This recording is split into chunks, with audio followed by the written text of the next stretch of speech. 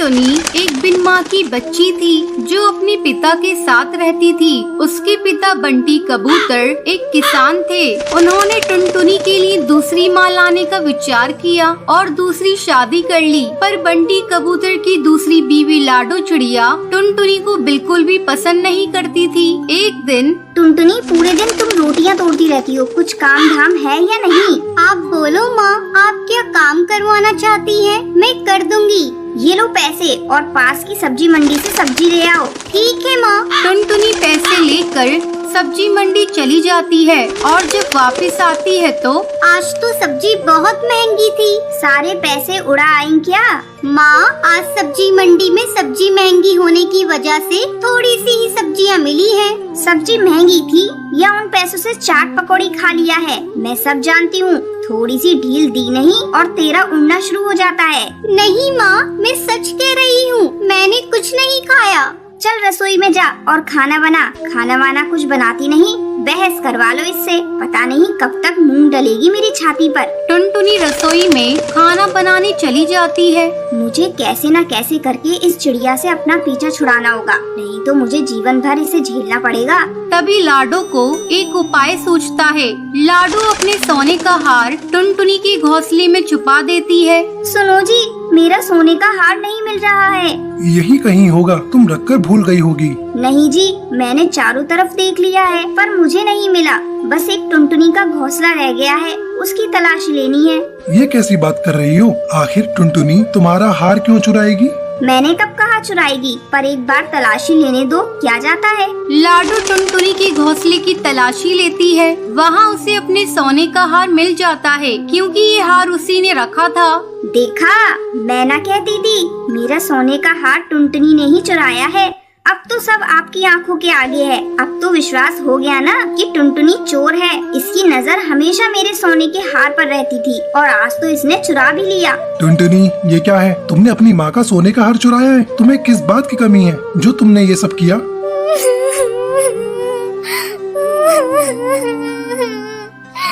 नहीं पापा, मैंने सोने का हार नहीं चुराया। मुझे नहीं पता ये हार कहाँ से आया। मैं भला हार क्यों चुराऊंगी? पर ये तो मेरी आंखों के आगे ही तेरे घोंसले से निकला है। अगर तूने नहीं चुराया तो ये हार तेरे घोंसले से कैसे निकला? देखिए, एक तो चोरी, ऊपर से सीना जोरी। या तो इस घर में अब ये रहेगी या फिर मैं। कल को अगर मेरा कोई और सामान इसने चुरा लिया तो मैं तो कंगाल हो जाऊंगी। नहीं पापा, मैंने कुछ नहीं किया, मुझे घर से मत निकालिए। आज के बाद आपको कोई शिकायत का मौका नहीं दूंगी। मैं एक कोने में रहूंगी।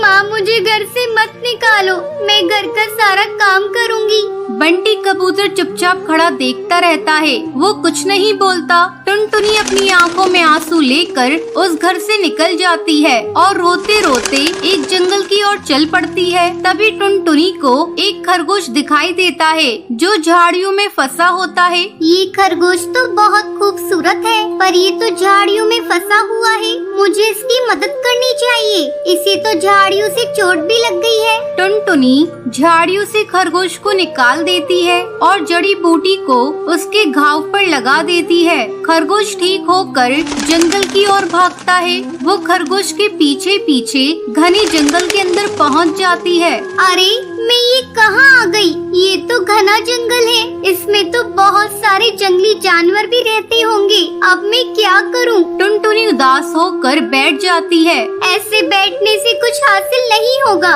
मुझे कुछ करना होगा। मैं घर वापस भी नहीं जा सकती, मेरा तो कोई ठिकाना भी नहीं है। मुझे यहीं पर रहना होगा इस जंगल में। पर मैं इस घनघोर जंगल में जंगली जानवरों के बीच कैसे रहूंगी? अच्छा है कोई जानवर मुझे खा जाए, क्योंकि अब मेरा जीवन बेकार है। पापा ने मुझे घर से निकाल दिया और माँ मुझे छोड़कर चली गई। अब मैं जीकर भी क्या करूंगी?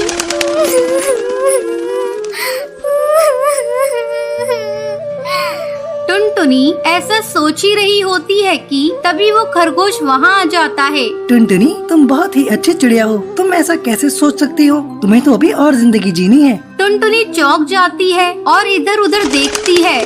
टुनटुनी, चौंको मत, मैं बोलने वाला खरगोश हूँ। तुमने मेरी जान बचाई, तुम इस जंगल में बिना चिंता के रह सकती हो। यहाँ पर रहने में मैं तुम्हारी मदद करूँगा और तुम्हारी रक्षा भी करूँगा, और इस जंगल के सभी जानवरों को मैं समझा दूंगा, वो तुम्हारे दोस्त बनकर रहेंगे।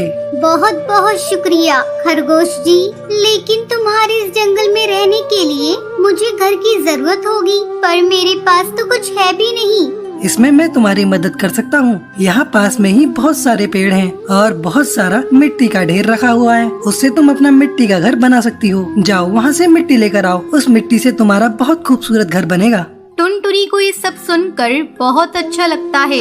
वो मिट्टी पेड़ के पास से ले आती है और एक बहुत ही सुंदर घर बनाती है। साथ ही नहाने के लिए एक स्विमिंग पूल भी बनाती है जो बहुत ही खूबसूरत होता है। उसके मिट्टी के बने हुए घर से जंगल में एक रौनक सी हो जाती है। वाह टुनटुनी, तुमने तो कमाल कर दिया। ये तो जंगल के सभी घरों से बिल्कुल अलग और सुंदर है। उसके बाद टुनटुनी घर में खुशी खुशी रहने लग जाती है।